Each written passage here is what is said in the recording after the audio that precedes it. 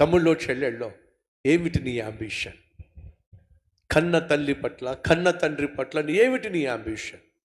కన్నారు, కష్టపడి పెంచారు, చదివిస్తున్నారు, పెద్ద చేస్తున్నారు, అచ్చట ముచ్చట తీరుస్తున్నారు, అన్ని విధాల నా కోసం అహర్నిశలో రెక్కలు ముక్కలు చేసుకుంటున్నారు.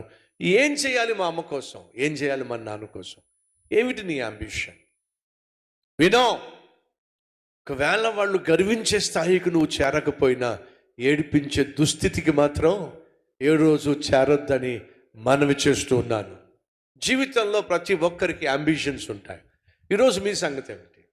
ఉద్యోగం చేసేవారికి అంబిషన్ లేదా? ఇప్పుడు నేను 50,000 సంపాదిస్తున్నాను, కానీ నాకు ఒక అంబిషన్ ఉంది. ఏమిటి? 5 లక్షలు సంపాదించే స్థాయికి చేరాలి. అవునా? ఇప్పుడు నేను బైక్ మీద వెళ్తున్నాను, కానీ నాకు ఒక అంబిషన్ ఉంది. ఏమిటి? BMW కారు ఒకరోజు కొనాలి, బెంజ్ కారు ఒకరోజు కొనాలి.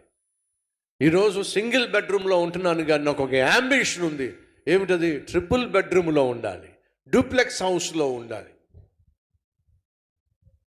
ఈరోజు మామూలు కారు నడుపుతున్నాను, కానీ ఏసీ కారు.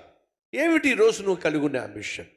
నీ కోసం, నీ చదువు కోసం, నీ ఉద్యోగం కోసం, నీ కుటుంబం కోసం, నీ బిడ్డల కోసం, నీ వ్యాపారంలో నీకంటూ ఒక అంబిషన్ ఉంది, ఒక ఉద్దేశాలు ఉన్నాయి, ఒక గమ్యం ఉంది, ఒక ఆశయం ఉంది. ఏమిటి ఆ ఆశయం? ఒకసారి ఆలోచించు.